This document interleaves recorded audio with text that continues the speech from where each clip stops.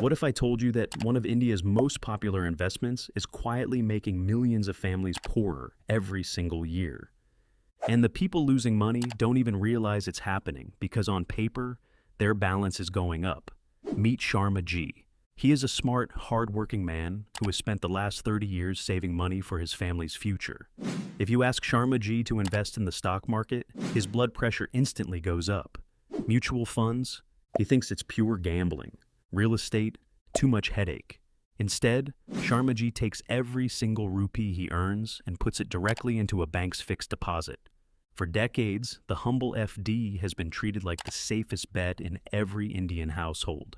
It offers absolute safety, guaranteed interest, and complete peace of mind. Sharma Ji sleeps perfectly at night, believing his life savings are growing safely behind bank walls.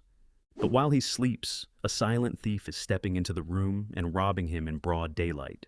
To understand why Sharma Ji is actually losing money, we need to look at the difference between the number on his bank statement and what that money can actually buy.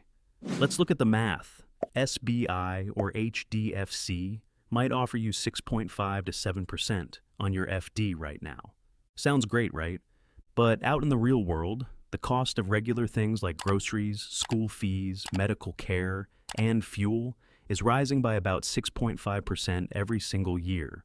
This means while the total number of rupees in Sharma Ji's account is growing by 7%, the real value of what those rupees can buy is shrinking at almost the same rate.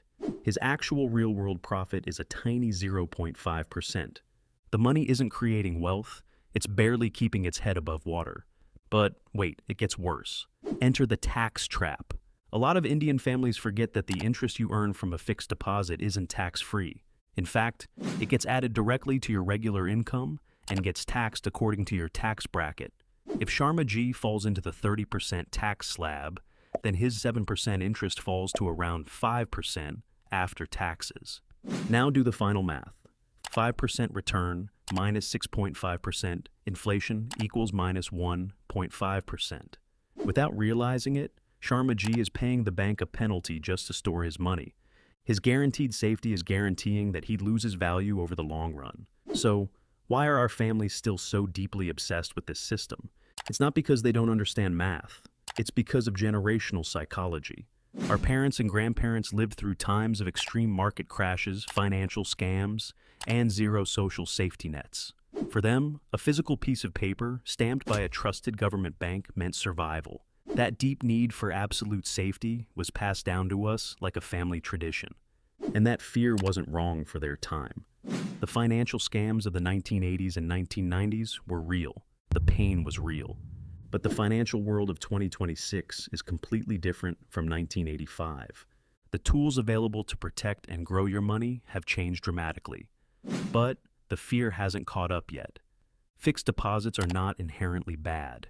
If you are building an emergency fund to cover 6 months of expenses, or if you are saving for a wedding happening next year, an FD is the perfect tool because you cannot afford any risk on short-term money.